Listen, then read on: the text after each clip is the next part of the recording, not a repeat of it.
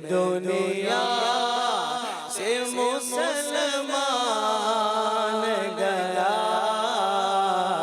للہ الحمد میں دنیا سے مسلمان گیا۔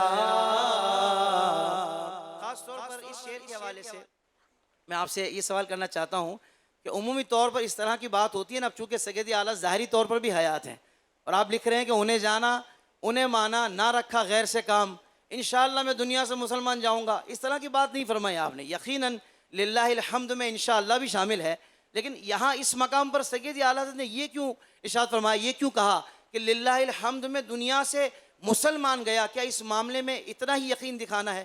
یہ ارشاد فرمائیے۔ للہ الحمد میں دنیا سے مسلمان گیا، نکیرین کرتے ہیں تعظیم میری، فدا ہو کہ تجھ پر یہ عزت ملی ہے۔ اب نکیرین کی تعظیم کا موقع تو قبر میں جانے سے بعد ہی آئے گا، وہ تو پہلے جیتے جی آپ فرما گئے۔ تو یہ ساری باتیں حسن ظن پر ہیں کہ مطلب اتنے میں سرکار سے محبت ہے مجھے کہ سرکار مجھے تنہا چھوڑیں گے ہی نہیں۔ تو یوں سرکار سے محبت ہے، سرکار سے عشق ہے، تو میرے ایمان کو انشاءاللہ کچھ نہیں ہوگا۔ للہ الحمد، اسی کے لیے حمد ہے، اسی کی اللہ کے لیے تعریف ہے کہ وہ میں دنیا سے مسلمان گیا۔ تو بعض اوقات یہ کہ ماضی کو حال سے مطلب بولا جاتا ہے اشعار میں، بعض اوقات مستقبل کو حال میں کہا جاتا ہے۔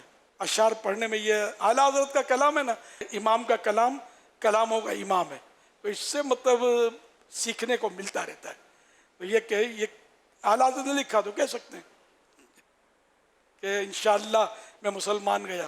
تو بعض اوقات یہ ماضی، اور اس میں آپ کو ایک مثال دوں، احیاء العلوم میں امام غزالی رحمۃ اللہ علیہ نے فرمایا کہ جس نے کل روزہ رکھا تھا وہ یہ کہہ سکتا ہے کہ انشاءاللہ میں نے کل روزہ رکھا تھا۔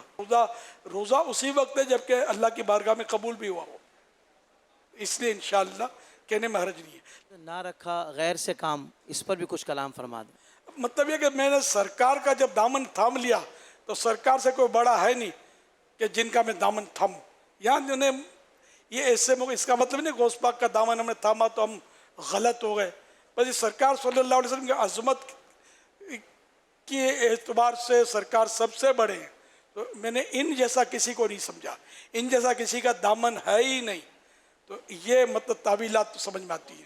غوث پاک کا دامن بھی حقیقت میں سرکار کا دامن ہے، ہم غوث پاک کو مانتے اسی لیے کہ یہ سرکار کو مانتے ہیں، سرکار کی آل ہے صلی اللہ علیہ وسلم، اسی لیے ہم نے جس کو بھی مانا اسی وجہ سے مانا کہ یہ سرکار کے ہیں۔ تو انڈائریکٹ یہ ہوا کہ ہم نے بس غیر سے کام نہیں ہے، سرکار سے، کہ سب سرکار کے ہیں صلی اللہ علیہ وسلم۔ سادات کرام کا احترام کیوں کرتے ہیں؟ سرکار کی اولاد ہیں۔ اہل بیت سے کیوں محبت کرتے ہیں؟ سرکار کی آل ہے۔ صحابہ سے کیوں محبت کرتے ہیں؟ کہ سرکار کی صحبت یافتہ ہی ہے۔ صلو علی الحبیب صلی اللہ علیہ محمد